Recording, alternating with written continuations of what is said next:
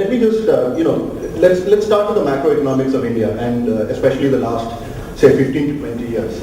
I've got a bunch of statistics here, so let's actually go through the stuff that most of us at this point know. So, India's GDP currently is about $1 trillion at nominal dollar and about $3 trillion at purchasing power. So if you really do the numbers GDP per capita, GDP in India on a purchasing power basis has grown from about 900 billion in 1990 to about 3 trillion today. That's at purchasing power. And per capita GDP has grown to about $1,000 nominal, which basically makes India a lower middle income country by World Bank definitions. Growth over the last 15 years has averaged about 6 to 7%, which is a phenomenal jump over, say, the 2 to 3% in the 40 years prior to that. Something that a lot of people, which I think is extremely insulting, it's called the Hindu rate of growth.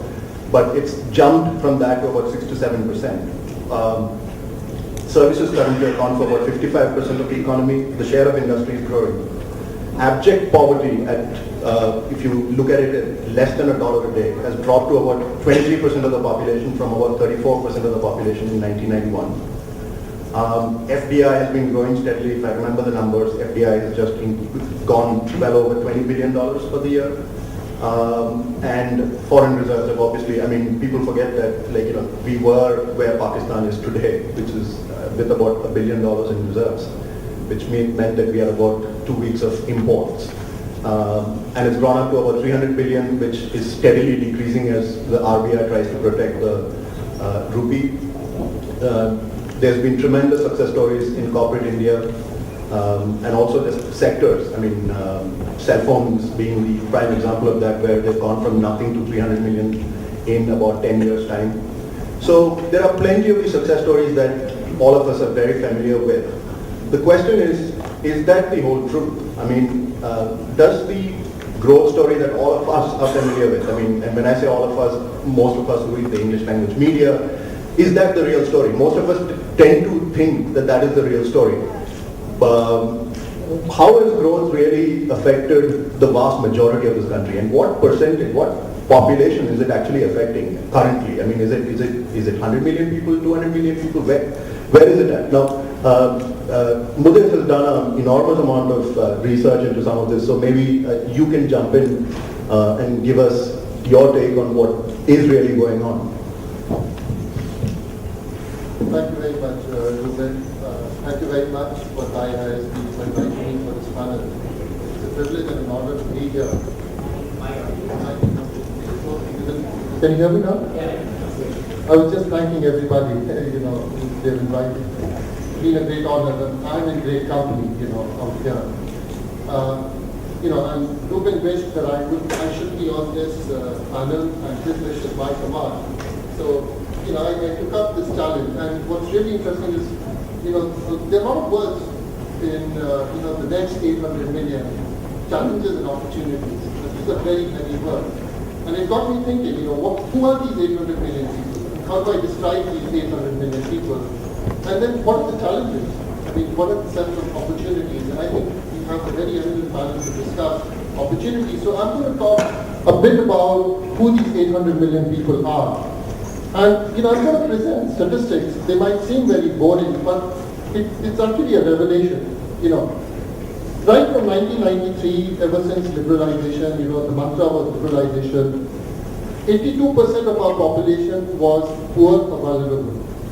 So now we ask ourselves the question, 10 years hence, what has happened to that number? Has it increased? Has it decreased? What's been the effect? And what's been a revelation for me is that this number now stands at 77%. 77%, it basically means the 800 million people we are talking about are actually poor and vulnerable.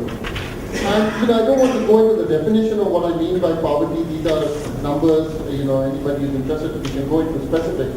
But that, to me, seems like a huge challenge. Now, the next 800 million people are these people who, if you look at just the educational dimension of these people, in terms of challenges. In 1993, 89% of these people were illiterate. The poor and the vulnerable people. Now, 87% of the illiterate people are coming from these poor and vulnerable class. So a significant portion of them are actually illiterate. Even though India has been achieving, we are 72% literate, and we know what the definition of literacy is. So this clearly gives us, in some sense, when I started getting into these numbers, there's an alternate picture of India that emerges. The two India story, which we are told about, we have and we have not. This is clearly depicted in this picture which is over here. In the last 10 or 15 years of our growth, has this growth actually reached to the bottom of the pyramid? Has it reached the next 800 million people? I think it's a huge challenge. And so far, these numbers, we are looking at numbers which are actually coming from the government data. So we're not, creating these numbers from any survey that we have done. Seems to suggest that something is missing out here. Let me give you another challenge. I talked about education, I talked about poverty. Health, which is one of the initiatives that Ruben has headed, which is, I think, in the right direction. The basic, when we think about, future, one has to look at, the children, what was the malnutrition rate. Just to give you some numbers from the National Family Health Survey, which was conducted recently in 2004 and 5. Just in terms of proportion of underweight children, the levels of child malnutrition in India is 46% of our children are actually malnourished. Now, can you believe it, that this is almost twice as high as sub-Saharan Africa?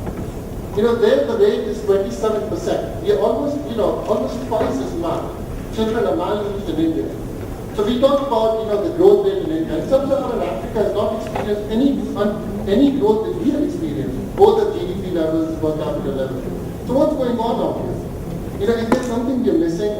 Are these numbers really lying? These are coming from government statistics. But very often these numbers are not put because they tell us another side of India, which actually is not being given the right set of opportunities which they need to actually participate in growth. These are children who are not even voting. They, right at the very start, they're malnourished. Look at what happened to their cognitive ability. We can't expect them to compete, grow, feed the service sector. But where is this going to come from? Where right at the age of, between 1 and 3 years, these children are malnourished. Now, remind you, the rural-urban divide in this is even more startling. 49% of children, the difference essentially is 49% in rural areas and 36% in urban areas. Now we need to ask a set of questions. What has happened in the last 8 or 10 years of our growth? This number has actually marginally increased. It's not actually gone down. It was around 45%. It's become 46%. But this is the state of health in this country. But this is the challenge we face for the next 800 million people. Another, we might, then look at across things. India could be considered many countries. It's not just one country. Let's look at Gujarat. Gujarat has this percentage is 47% in Gujarat. You look at numbers like Punjab, Kerala, Jammu and Kashmir. Even Kerala has higher child malnutrition rate than sub-Saharan African countries. What does this tell us? Even our most, we've been, talking about an example which is as good as the developed countries. We go down to real statistics, the numbers are very different. Even a social indicator like child malnutrition rate in Kerala is higher than sub-Saharan Africa. I think it's something to think about. It's a challenge which we need to worry about, in my view. And, last but not the least, there's another statistics which was a revelation to me. If you look at the number of children who've been immunized, in the last 7 or 8 years of unprecedented growth, it has actually come down. The number of children who are not getting proper immunization has actually gone up. And these are really growth states like Andhra Pradesh, Gujarat, Himachal Pradesh, Karnataka. Leave aside, we're not even talking about Bihar, UP, Chhattisgarh. If I tell you those numbers, you'll be really amazed at what's going on in this country. So I really think these 800 million people, the challenges are tremendous. I will leave it to the other panelists to discuss the opportunity. So that is the challenge we face.